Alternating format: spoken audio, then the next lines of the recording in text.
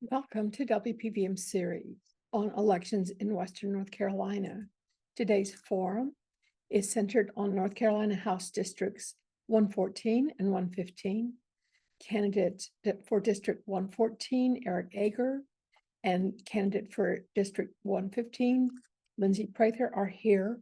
Both Ruth Smith and Sherry Higgins were invited, but were unable to participate at the last minute. And we invite you to research those candidates to find out where they stand on the issues mentioned today.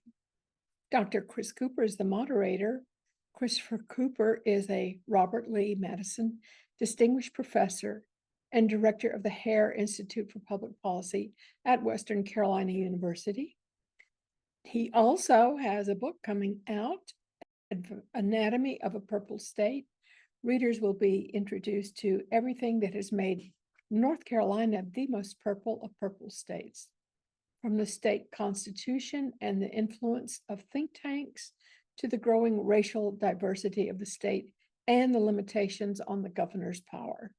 Thank you for listening or viewing our forum. Great. Well, thanks. I'm Chris Cooper, and I'll be helping moderate today's discussion. And before we get to the candidates and the elections themselves, I just want to thank you for tuning in. As far as I figure, we need three things for democracy to work at a bare minimum. We need dedicated election administrators who are doing this work and making sure that our ballots are counted fairly and that our elections are secure. We need an informed citizenry, and we need quality candidates running in competitive offices. And luckily for us in Buncombe County, for these seats, we have all three of these. So today we'll be welcoming Eric Ager, the Democratic candidate running for NC 114, Lindsey Prather, the Democratic candidate running for NC 115. The Republican candidates running for each position, Sherry Higgins and Ruth Smith, initially agreed to attend, but had something come up, so they could not make it. We encourage you to consult their websites, consult local media to learn more about their backgrounds and positions. So we'll go in just a second into our opening statements, and both candidates have been asked to prepare opening statements as they would normally for a forum like this. But given all the movement in our districts over time, it gets a little confusing, right? So I'm going to ask the candidates maybe to give their opening statement, talk about themselves and how they got here, but also maybe tack on a little bit at the end about exactly where their district is and who has the opportunity to vote for them. So with that, we'll begin with Representative Ager. Well, thank you, Chris. And, it's really great to be here. Thank you for putting this on, and thanks for being the moderator. My name is Eric Ager. I'm running for North Carolina House District 114. And just to get it out of the way quickly, that new District 114 is really Black Mountain, Swannanoa, parts of Riceville, and then Fairview, and then all of South Asheville, all the way out to Candler. And so that is different than the one that I ran in before. I grew up here in Fairview at Hickory Nut Gap Farm. We were a dairy when I was growing up, and now obviously do lots of other things. I went to Fairview Elementary and then went on to Reynolds High School. And then when I graduated from Reynolds, I went to the Naval Academy and then spent 25 years in the Navy. So I grew up here and then spent a long time away, partly overseas and partly, here in the U.S. in different places. I was a helicopter pilot for most of my career and then moved on to do a lot of international work for the last 10 years. And really that's why I got involved in politics. Is I was working internationally, working kind of in the democracy and security forces space. And in the last 10 years, I retired in 2021. So the last seven years of my career were overseas. And just got worried about our democracy back home. Didn't quite understand why it wasn't working as well as I sort of always imagined it would, and thought this would be a great, that coming back and retiring and coming back home and getting into this would be at least a way to learn. I'm not sure I've learned everything there is to know, but I've certainly learned a lot in the last couple of years while serving as the representative in the North Carolina House. And think we still have a lot of work to do in the democracy space.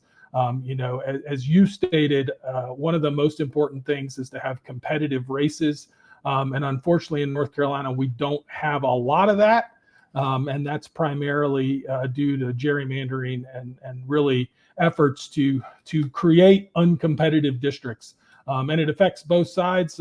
But the reality of it is that we need a system in North Carolina where we have a completely bipartisan or nonpartisan in a system for determining districts. And, I don't care what it takes. Get the ping pong balls out, do what you need to do. And let's make sure that the districts are competitive across the board. I spent, the things that I sort of care the most about and the things that I've worked on in the North Carolina House are first and foremost, obviously grew up on a farm, came back and got wrangled into running the farm here for a year and still work here on the farm as on our nonprofit side with the horses. But really bringing farmers and environmentalists together to take care of the soil, air, land, and water. I think those are the two groups in our state that care the most about the soil, air, land, and water, but they just don't always, come together culturally. And so that's a role I think I can play effectively. I'm also a veteran, and obviously that's really important to me. And so taking care of our veteran community here in Buncombe County and throughout the state is really a critical thing that I look at. And that includes mental health care, that includes health care, and those things do often bleed together. And then, there's the other big issues. I mean, we've got to have more broadband here in North Carolina, and we've made a little progress on that here in the last couple of years, and that's a great thing. But we've really got to make sure that everybody, even in our rural communities, is able to participate in the modern day economy. And that's just not always true in today's age. So those are the things that I care about. And finally, I'll just say that I think, there's a lot of issues to talk about here. There's a lot of big statewide issues, and I'm sure we'll touch on those. But my wife, Rachel, and I, we raised 4 kids while traveling overseas, all over the place. And I think what I see here as I come back home is that life has never been harder for young families. And we've really got to do that across a wide variety of policy areas. So thanks again for doing it, and look forward to the discussion. Thanks so much. Representative Prather. Thank you so much for having me. I'm Lindsey Prather. I am the current representative serving District 115, and I am running to continue being an independent voice for Buncombe County in the State House. A bit of background, I live in Candler with my husband and my 70-pound boxer bulldog. I'm a proud product of North Carolina public schools. After graduating from high school, I came to UNC Asheville as a teaching fellow and spent many of the years since in Buncombe County classrooms teaching special education, civics, and U.S. history. When I'm not down in Raleigh, I work at UNC Asheville in the admissions office, helping to recruit military and transfer students and adult learners. My campaign revolves around some core values like a woman's right to reproductive health care, the right of our students to have an outstanding public education, and the need for more affordable health care. These are just a few of the beliefs that I share with so many people here in Buncombe County and are issues that I have worked with members of both parties to address. The recent abortion ban that was rushed through the legislature without the input of medical professionals or the people most affected shows just how out of touch some lawmakers are with the realities that are facing women today.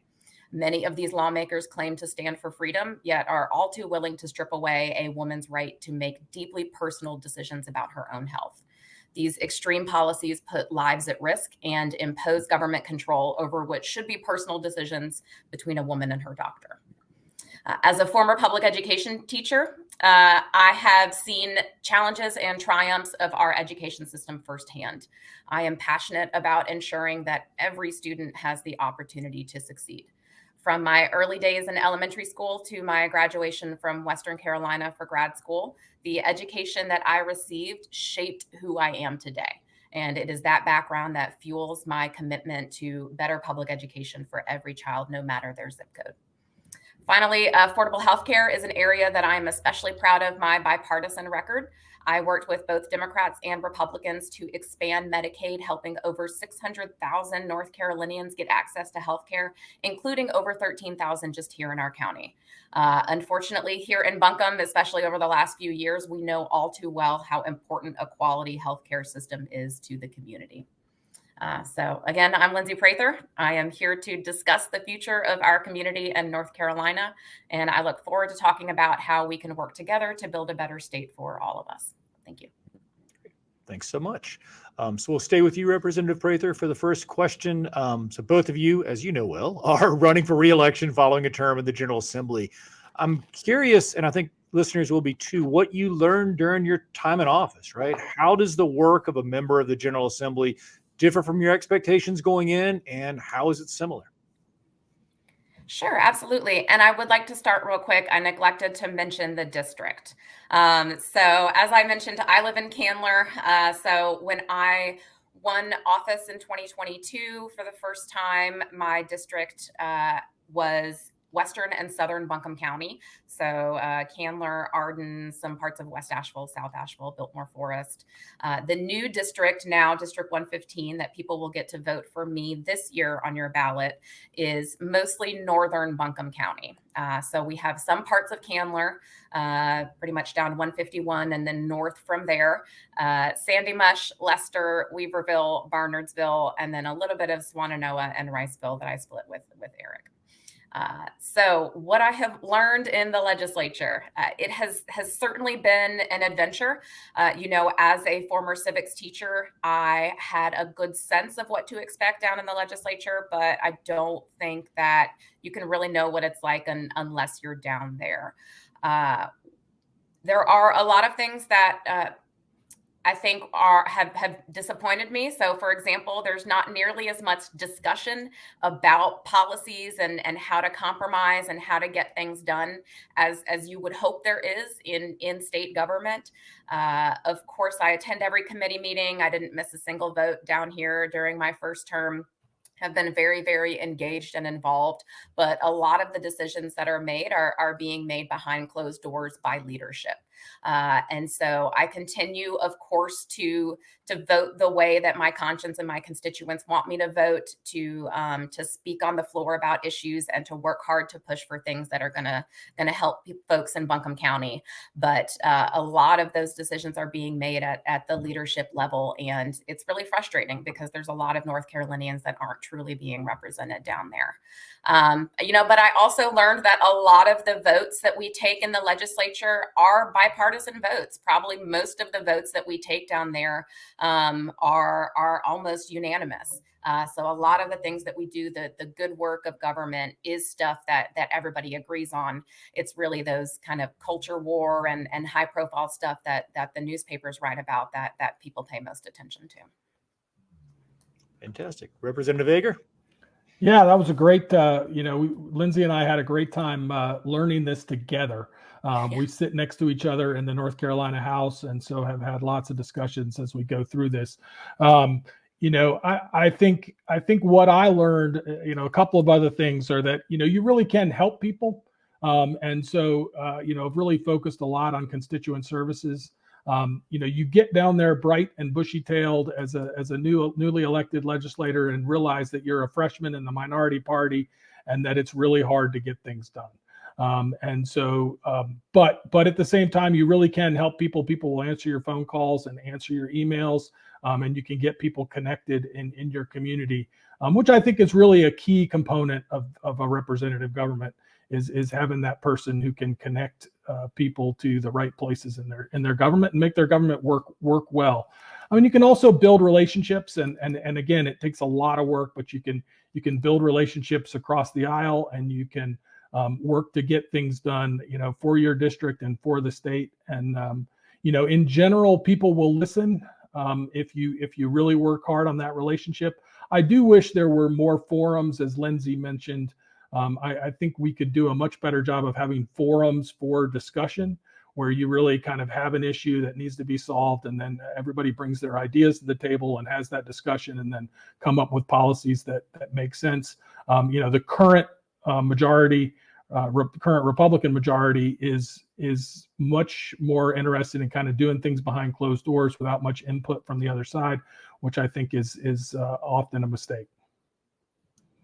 Great. Fantastic. So we'll stay with you, Representative Ager, for the next question. And I think some of this we can kind of glean maybe from your introductions, but I'm curious to dig a little deeper. So most legislators, obviously all legislators have to vote on a host of issues, right? You're voting on healthcare one day, de-annexation in some town you've never been to the next day, but most seem to specialize in one or two areas where they attempt to make the most impact. So assuming you agree with that generalization, and if you don't, please let us know, but assuming you agree, where have you chosen to focus your energies, and how might that change if you're elected to a second term? Yeah, so I mean, I think my focus really has been on agricultural and environmental issues. That's kind of where I've been able to take a little bit of a leadership role. I'm the sort of Democratic shadow chair, we call it, of the Agriculture Committee in the North Carolina House. And so, I've really focused on that area. Obviously, I grew up on a farm. I live here now and continue to work here. And really, it's about, how do we take care of small farmers? The current legislature has done a pretty good job of taking care of people. Sorry about that. The Republican legislature has done a pretty good job of taking care of the big people in the industry, but we don't have many big people in the industry here in Western North Carolina, and so I'm just really focused on doing that. But also I've taken a leadership role in veterans issues and trying to be a voice for veterans in the North Carolina House. And then also paying really close attention to healthcare and regulatory reform. So those are the things that I've paid attention to. Great, fantastic. Representative Prather?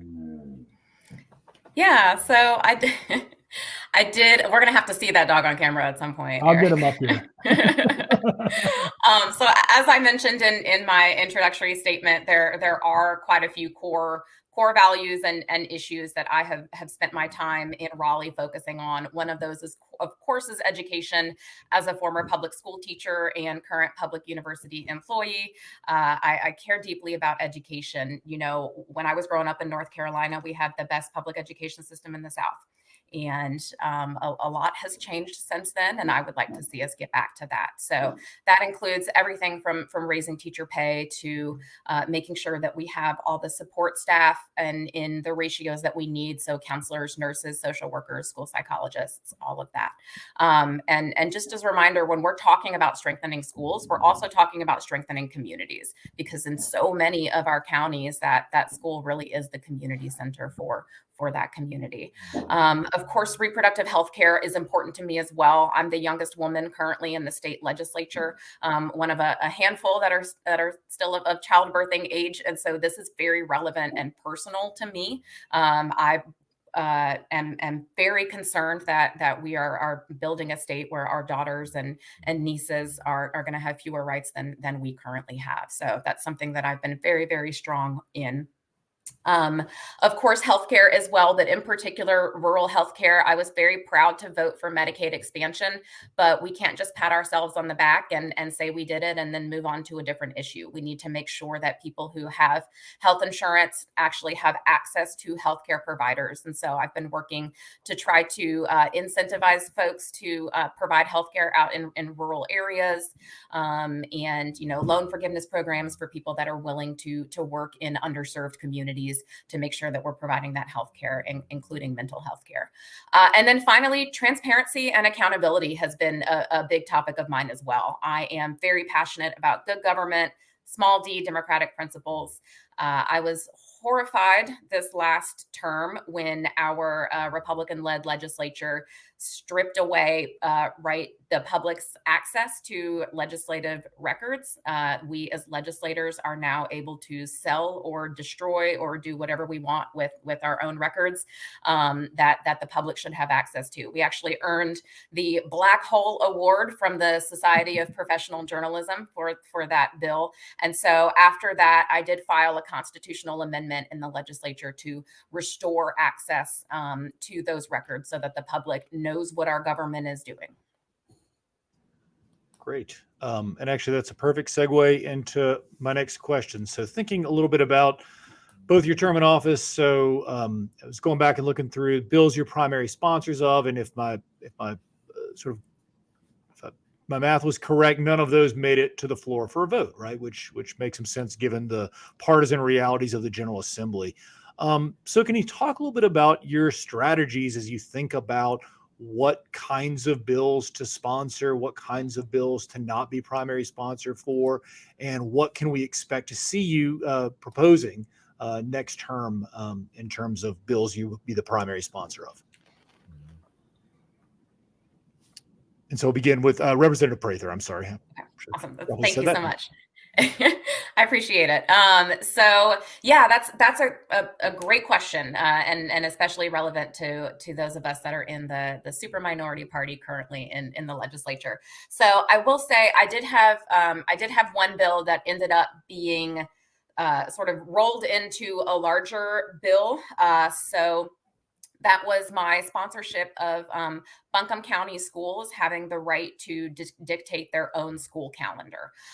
So this is something that has been an issue across North Carolina for a long time now, where school districts are don't have that flexibility to determine when the school year starts and when it ends. And that causes all types of issues, including, not being able to complete the first semester of high school before Christmas break. And so you're coming back after a couple of weeks and taking exams, and not being able to align your school closer to the community college calendar for students that are taking dual enrollment classes. So that is something that I proposed, and that passed the Education Committee in the House. And then it was then sort of taken out and then lumped in with another bill with other counties for calendar flexibility, which passed the House and did not pass the Senate. That was totally fine by me. I don't care who gets credit when we pass legislation in Raleigh. I am perfectly happy. And this is something that happens a lot, that you have a good idea that you file, and then the party that's in power kind of takes that idea and runs with it with their own names and puts on whoever they want to put onto that legislation. And again, that's fine with me. If it's something that gets done and if it's something that serves North Carolina, then I don't care about getting credit for that. I will continue to file bills similar to the bills that I have filed here in the House. Again, they have mostly been focused on education and reproductive health care, but also bills that are specific to Buncombe County. So for example, there have been a couple times this year that the legislature has sort of picked on Buncombe County and sort of implemented these unfunded mandates onto our county, for example, requiring that we conduct this study on school consolidation between our two school districts, but then requiring that the county pay for that. The state changed the way that we elect our school board members, and then required that the county pay for those maps. And so what I did is I filed legislation to reimburse the county from the state for those costs that were required by the state. And so I will continue pushing for things that help and serve Buncombe County, and that make it easier for the county to do their job when the state is imposing various requirements on them. Great. Representative Ager? Yeah, thank you. And I think that's a great list. And I think, that ability to work together as a delegation is really important in Buncombe County, and our ability to work together to try to help save or, solve problems that we run into here. There's really two reasons to file a bill, the way I look at it. One is to put out a message that says, hey, here's what I believe in. And then the other is if you actually want to get something done. And there's two very different strategies for approaching those different kinds of bills. And on the messaging side, get out the message. I think we need to continue, and I will certainly continue to introduce legislation that makes our democracy better. And that includes things like, nonpartisan redistricting. That includes things like ensuring that our government, ops committee doesn't have sort of the power that it has to mess with different entities in our state. That includes things that will make sure that everybody can vote in elections, and that make our election systems better and safer. And I think we have great election systems, but we need to continue to make sure we get as many people to vote as we can. I think that's important. And then on the hey, let's actually get things done side, it really is about building relationships across the aisle, and choosing issues that aren't going to have a real partisan bent to them. We were fortunate this year to get some money into the into the budget, which is kind of the big bill that we pass every year. That included, $2 million for agricultural cost share money, focused just on the French Broad River Valley. And that really does two things, right? That allows us to get money into farmers' pockets to do the practices that they really want to do anyway, but don't often have the money to do. And it helps to improve the water quality in the French Broad and all the streams and rivers and creeks that flow into that French Broad. And so, that's what you can do by working across the aisle. And certainly I'll be working on many more of those proposals. There's some of that ag cost share money has been hard to get out. And so putting some fixes where we allow engineering to work, to hire engineers in the state government to do that. And then the other thing that I think on the budget side we can do is really advocate for our state workers, which includes, folks that work in the extension office, folks that work at the DMV, teachers, all the bus drivers. We really haven't done any favors for that group of people in the last couple of years, and that includes retirees. And so really working to advocate in the budget for those folks, I think is something that we can do. And I think there's room for work on that on a bipartisan basis. Great. That's great. Representative Prather, do you have anything else to add before we move on? Yeah, I just wanted to make a quick note just to remind folks that, when we're talking about the legislation that we file and that we try to bring to the floor, this isn't stuff that's just coming out of my head or Eric's head. This is legislation that is mostly coming from constituents and from our county and other organizations. So, for example, Eric and I both attended an interdepartmental law enforcement officer meeting a while back of, officers from across the county and different levels of government, and they spoke a lot about what their needs were for law enforcement officers in Buncombe. And then we went down to Raleigh and filed legislation to support law enforcement officers and provide more mental health resources. So, we are always open to constituents, reaching out and telling us what they think a legislation we should be working on. Great. Well, that's actually another really nice transition to where I wanted to go next. So you both mentioned listening to your constituents a number of times throughout our conversation thus far, but we've also talked about how both of your districts have moved in some pretty substantial ways. So when you say you're listening to your constituency or listening to constituents, who are you talking about? Are you talking about people just in your district? Or are you talking about people in Buncombe County, people in Western North Carolina, the state of North Carolina, Packers fans? Like, how do you define your constituency? So we'll begin here with Representative Ager. Yeah, thanks, Chris. I mean, I think that's really important. And, it's a little bit disappointing, I think, for constituents and for our state that over the last, 10 years or so, those districts have changed so much, because it not only makes the elections less competitive, but it also means that people don't have any idea who their representative is, because it changes every couple of years. And that can be really problematic. I think as a Buncombe delegation, we're pretty good at working together and willing to work for folks that live in Buncombe County. And so I think, we may, sort of pass that off between each other depending on the districts. But I think we're very focused on Buncombe County, and I certainly am. There are issues, obviously, that affect the whole state that you need to take into consideration. But, my job is as the representative of the people in my district. And so that's the folks that I pay the closest attention to. And those are the folks that certainly I spend the most time with. Great. Representative Prather? Yeah, I think that's a great answer. And I would agree. So, one of the difficult things about folks who live down in Western North Carolina is that we're very far away from the state house.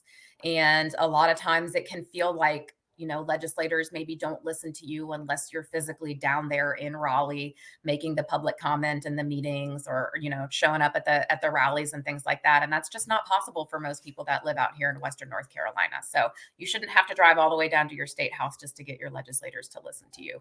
So, I've held town halls out here. I've had, coffee and conversations with folks out here, inviting people to come talk to me and let me know what issues they're dealing with. And that's been really successful. And I've met with a lot of constituents and learned about a lot of issues just from those one-on-one conversations.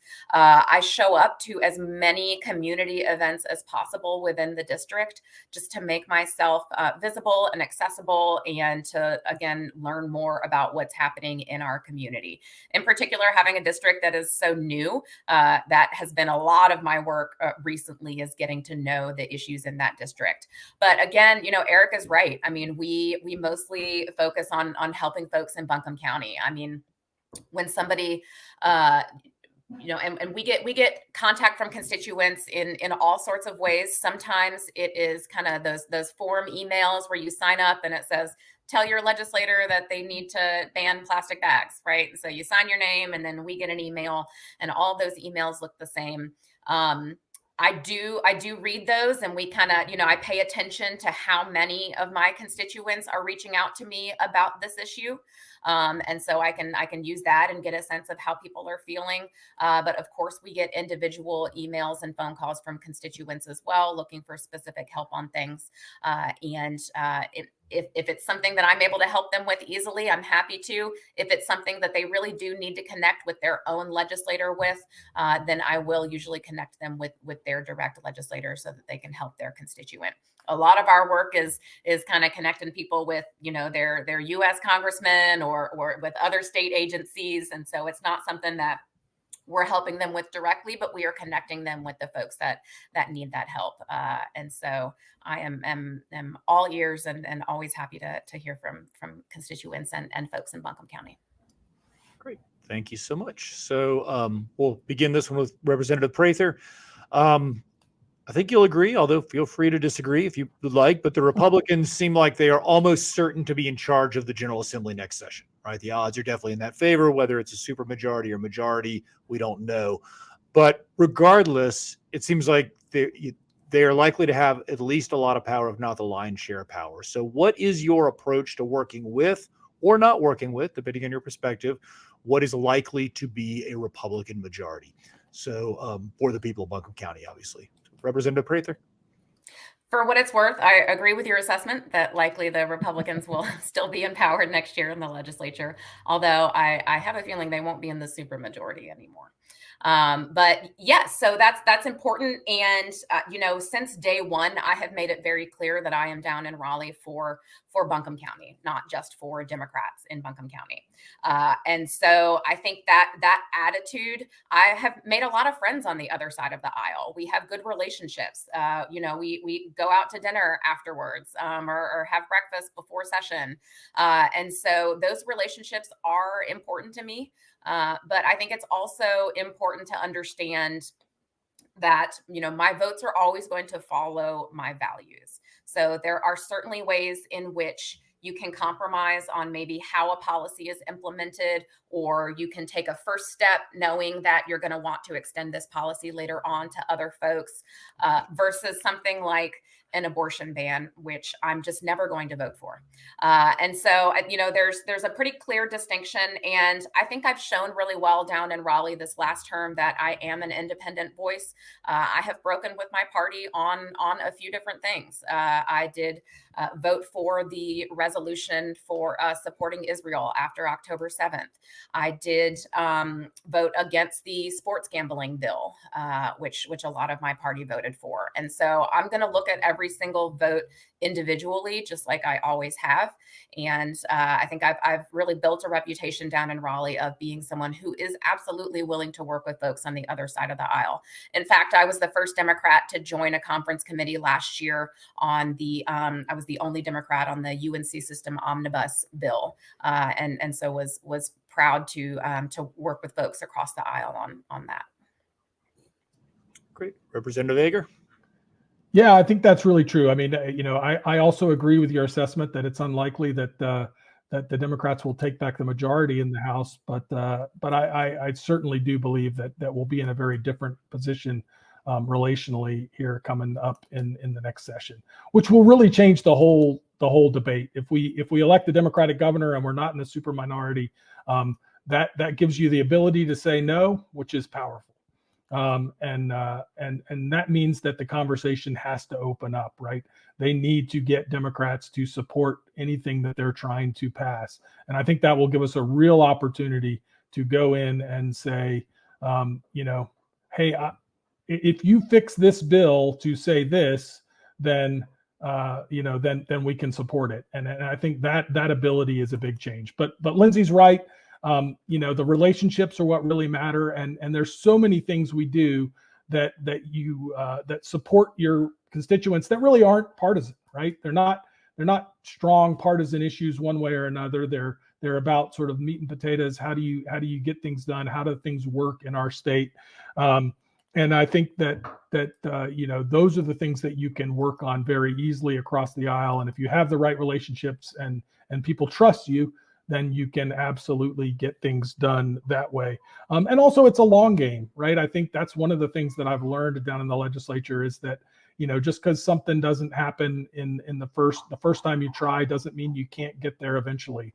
I saw a number of things that passed this year that have been things people have been working on for 6-8 years to try to get done. And I think there's many of those things that you can sort of start the conversation and continue to build on that. And then finally, I think another way that you can sort of have those conversations that really matter are that there's lots of caucuses of bipartisan caucuses of folks that get together and talk about early childhood education or advanced air mobility and how do we and I feel like those are places where you can really get in, look at the issues, work across the aisle and solve problems that face everybody in our state. Great. Thank you so much.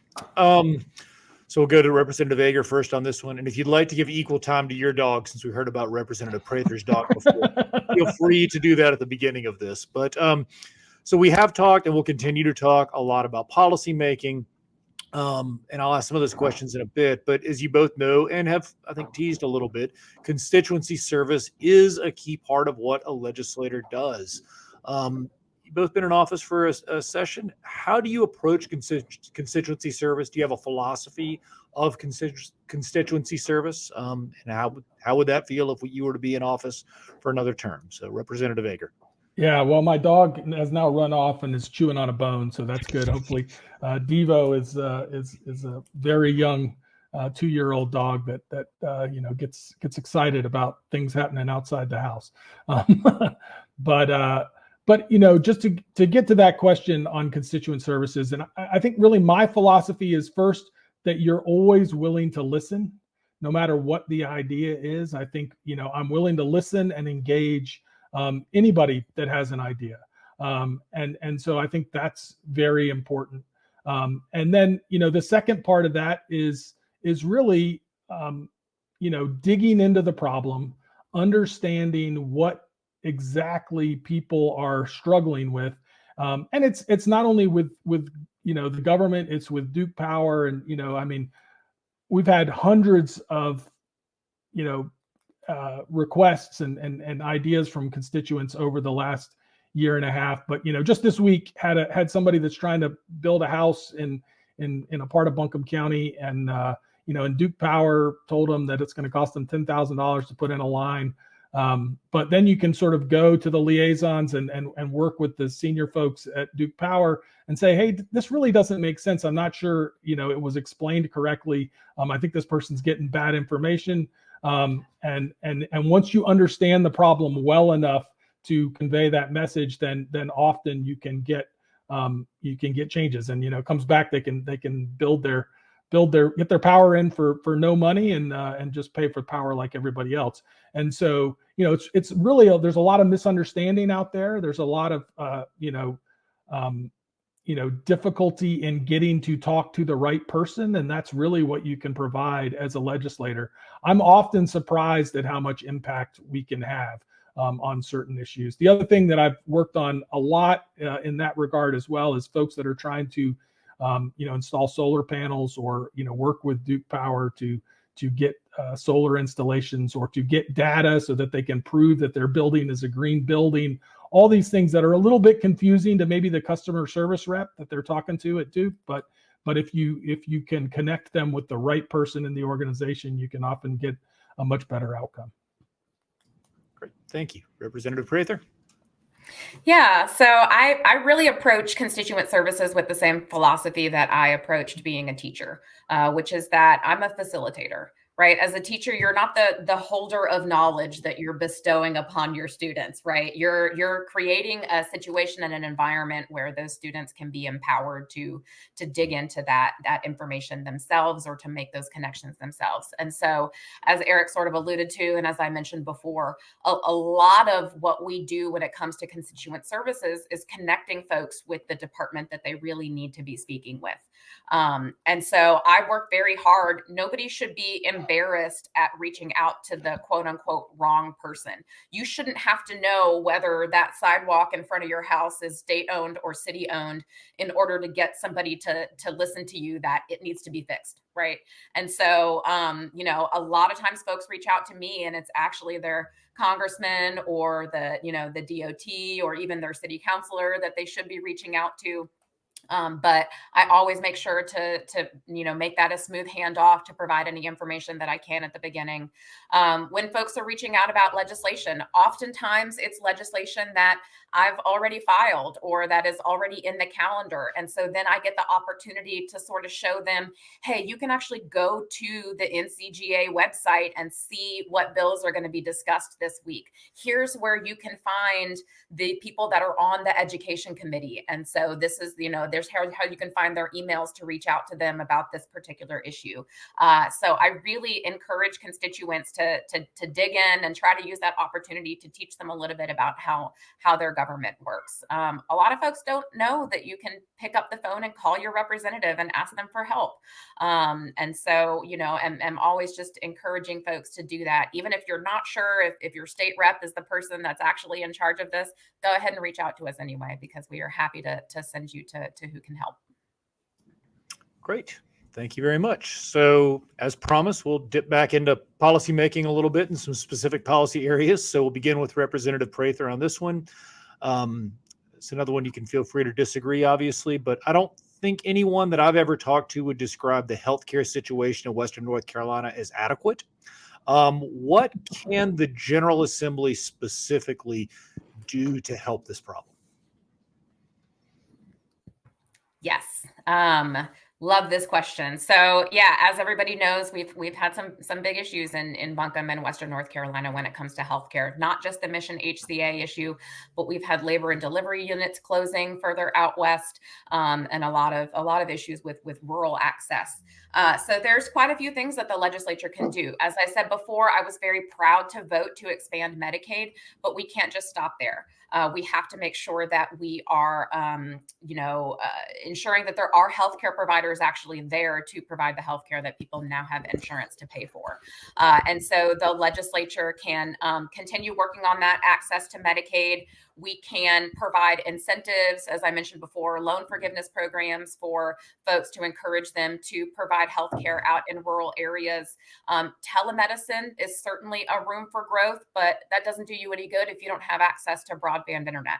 And so, kind of looking outside of the box, what are other things we can do to help support that access to healthcare, like expanding broadband internet so that you don't have to drive 2 hours to the closest psychiatrist for mental health services, things like that. And so those are absolutely things that the legislature can do. Western North Carolina is part of something known as the Healthy Opportunities Pilot, where counties out here have gotten permission to use Medicaid dollars to address the social determinants of health.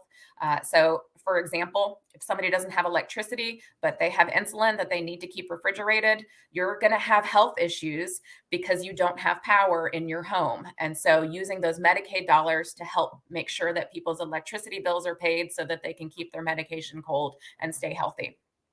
So taking a look at all of those things that impact healthcare instead of just, do you have a hospital? Very good. Representative Ager? Yeah, absolutely. Well, I think that I think there's a lot of things that we can do. Obviously, the healthcare system, or I don't really like to call it a system because I think it's just pieces. but that's, there's a lot of federal policy that has an impact on that. But the reality of it is that I think our role as legislators is to really pay attention to the legislation that's coming through the legislature when it comes to sort of large healthcare things. So the challenge in the healthcare space is that obviously there are a lot of big players, from insurance companies to hospital systems to that have a lot of money and a lot of ability to impact legislation, and often that stuff is kind of tricky to tease out. And so I think it's incumbent upon us as the representative of the people to make sure that the people's voice is really being heard in that legislation. It's not obvious. It takes a lot of learning and really trying to understand what the impact is going to be. But the health insurance system, the health insurance carriers, as well as hospitals and others in the medical profession, they're often trying to take care of their own interests, which is fine. That's what they should be doing. But our job as legislators really should be to take the interest of the people into account. And I think that's something that we've often struggled with in the legislature over the long term. Fantastic. Thank you. So we'll begin the next question with Representative Ager. So let's talk a little bit about election policy. So a few things here. First, if after canvass, the vote tallies show your opponent with more votes than you, will you accept that outcome? Actually, maybe before I get into the next one, we'll just see if we can burn through his candidates real quick on that. So if after canvass, the vote tallies show your opponent with more votes than you, will you accept that outcome, Representative Ager? Absolutely. That's democracy. That's how our system works. Great. We'll go Representative Prather real quick on that. Yes, absolutely. Okay, great. Thank you so much. So second, and kind of the meat of the question, we've seen a lot of changes in election law in North Carolina. Certainly don't need to tell you that specifically, but not exclusively. House Bill 747 that passed last session. How do you feel about those changes, and what kinds of policies can your constituents expect to see you support if you're reelected in terms of election policy? So Representative Ager? Right. Well, so I didn't support it and would obviously look to roll back some of those provisions. The way that I approach this is really as a whole is, we need to have elections that are free and the elections that are fair. And that there's real integrity in those elections, which, I think we've built a good system in North Carolina to do. The elections board does an amazing job of really trying to keep things fair. But at the same time, we need as many people to vote as we can, right? And so putting up roadblocks to make it more difficult for people to vote is something that we need to push back against. And I think that's what you would see from me going forward is a desire to eliminate roadblocks, make it easier for people to vote, more early voting, because I think that's a great system that allows people to show up when on their own schedule. We have a little bit of showing up on election day can be difficult if you have a regular job where you have to, get things done on that Tuesday in November. It's not often easy to show up and wait in line and spend 45 minutes to an hour making your voice heard. And so I think early election voting is important, and I think we also need to make sure that we fund the Board of Election both at the state level and at the county level. Those folks are doing pretty incredible work. It's a hard thing to organize, and they need the resources to be able to do it well. And so at this, pulling funding or not funding the Board of Elections sufficiently while at the same time asking for, elections that have more integrity just doesn't make sense. Great. Thank you. Representative Prather?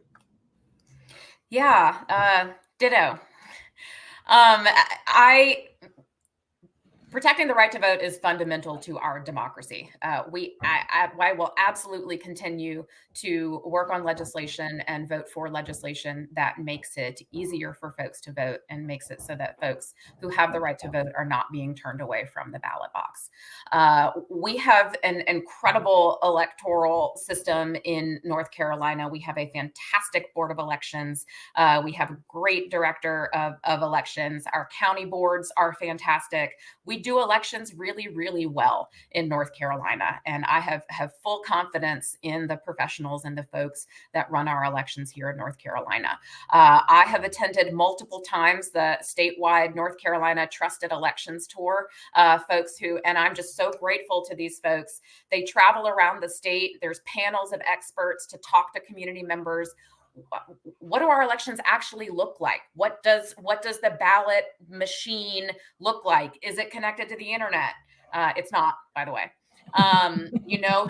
When I press that button on the machine, what actually happens to my vote to where it ends up online? So really breaking down and educating for people. I think the more people learn about how our election system works in North Carolina, the more confidence they have in it. And so we'll continue to, and I included in my legislative newsletter about those tours coming up so that people would have the opportunity to go hear them. I was a member of the Duke Leadership Forum last year, and elections was our main focus. And so we got to take a tour of the Forsyth County Board of Elections and actually see kind of where they store all of the machines and again, kind of the behind the curtain process of how those things work. And so I even felt more empowered after that, knowing how our elections work in North Carolina. And so I think the more we can do to kind of pull back the curtain and make sure people understand the process, the more confidence they'll have in the system.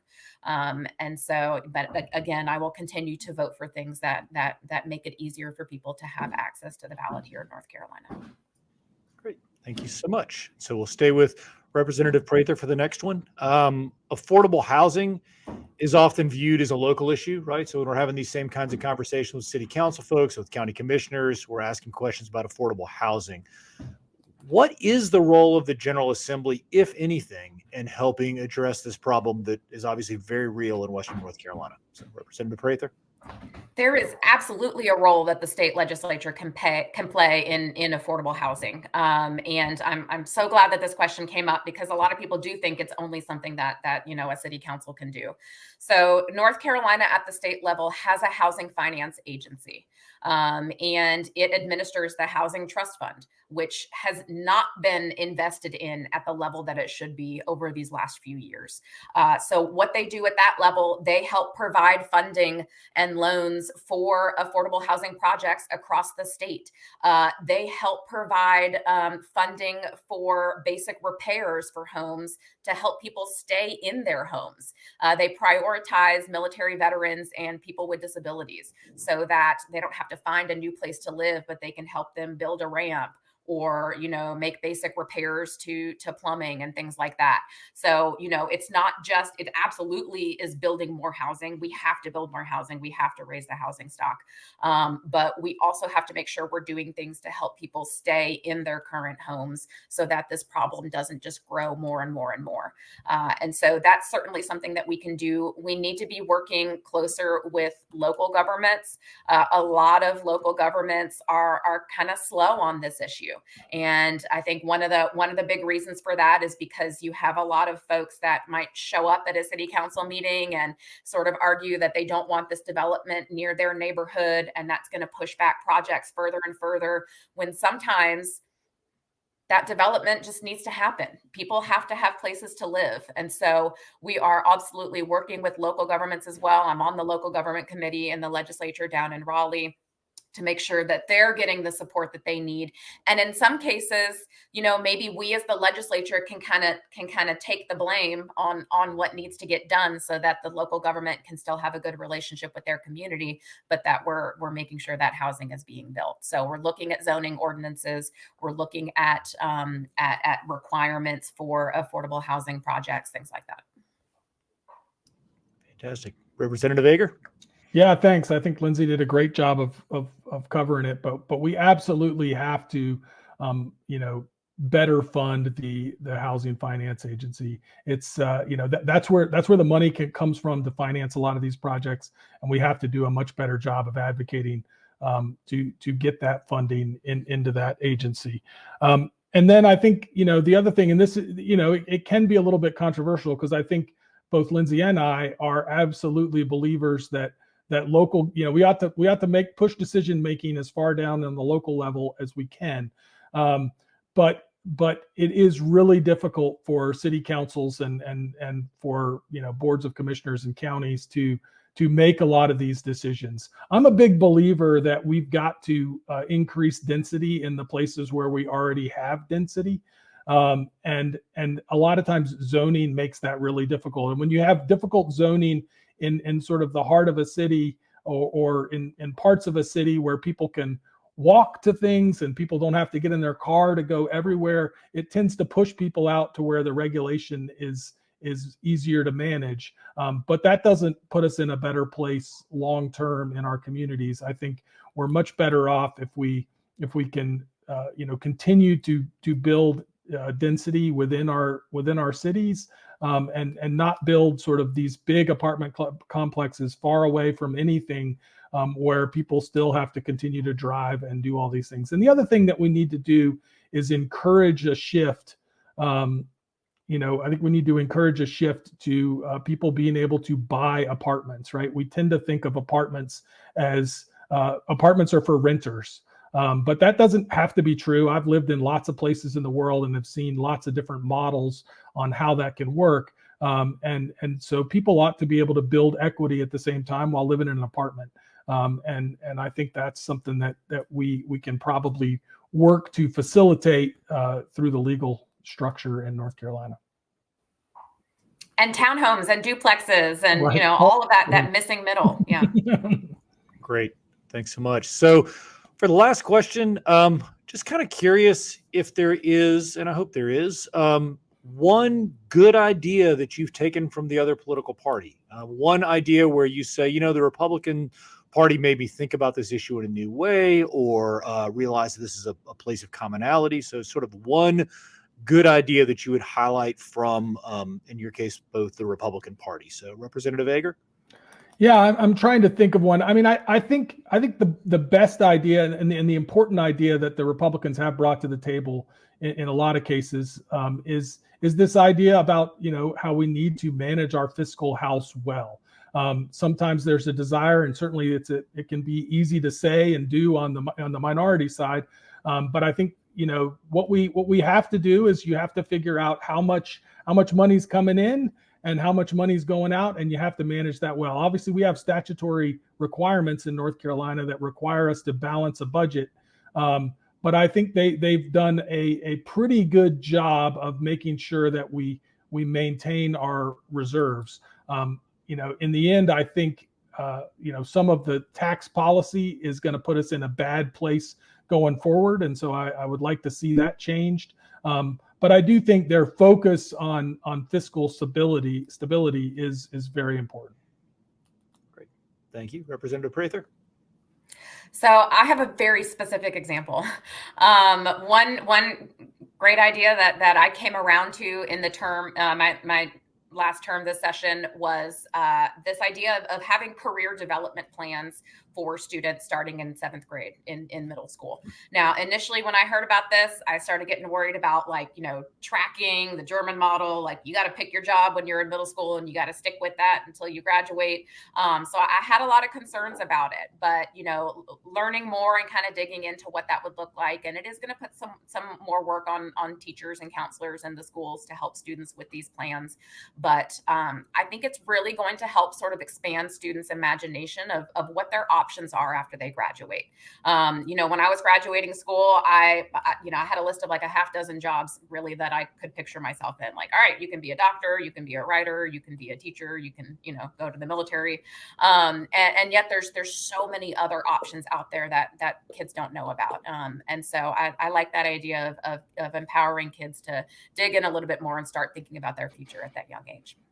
Great. Well, thanks so much. That's I think, a lovely place to end. I want to thank Representative Prather. I want to thank Representative Ager for coming and spending time with us today. Of course, I want to thank the listeners. And I want to remind folks that the Buncombe County Board of Elections has much of the information about which district you live in. So if that part got a little confusing, you can follow up with the Buncombe County Board of Elections. So I want to remind people that there is a Democrat and a Republican running for both of these seats. So we have contested elections. Sherry Higgins and Ruth Smith, of course, are the Republicans. Neither one was able to be here with us today, but please do learn more about all four of these candidates. And thank you for your time.